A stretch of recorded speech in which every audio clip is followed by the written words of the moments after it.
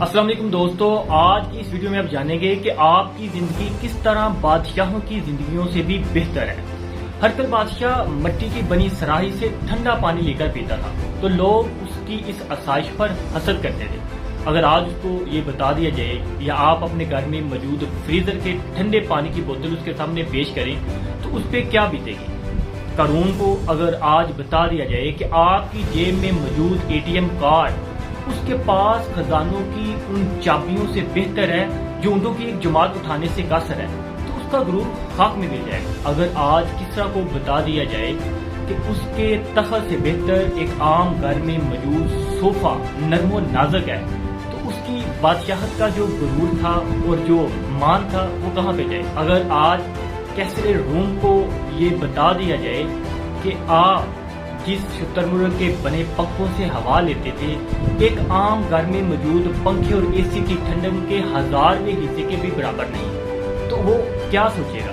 اگر دوستوں آج آپ منصور بادشاہ کو یہ بتائیں کہ وہ ٹھنڈے اور گرم پانی کو ملا کر غسل کرتا تھا، اس کی بجائے آپ کے گھر میں موجود گیزر ہے اور اس کا پانی آپ اپنے درجہ حرارت اپنے جسم کی خواہش کے مطابق گرم کر سکتے ہیں، تو وہ کیا سوچے گا؟ تو پھر آپ کی زندگی دوستوں بادشاہوں جیسی نہیں بلکہ بادشاہوں سے بھی بہتر ہے۔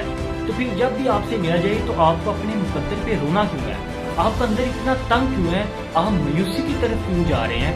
تو آج آپ اپنے پاس موجود ان نعمتوں کو گننا شروع کر دیں جو آج سے کچھ سال پہلے لوگ تصور بھی نہیں کرتے تھے۔ آپ کے پاس جتنی نعمتیں اور آرام دہ چیزیں بڑھتی جا رہی ہیں، آپ کا سکون اتنا ہی کم کیوں ہوتا جا رہا ہے؟ کبھی آپ نے اس پہ غور کیا ہے؟ اس کی مین اور ایک اہم وجہ یہ ہے کہ آپ کے اندر سے شکر ختم ہوتا جا رہا ہے۔ اگر آپ اپنے پاس موجود نعمتوں کو گننا شروع کر دیں اور ہر نعمت پہ الحمدللہ رب العالمین پڑھنا شروع کر دیں تو آپ کے اندر ایک سکون کی لہر دوڑے گی۔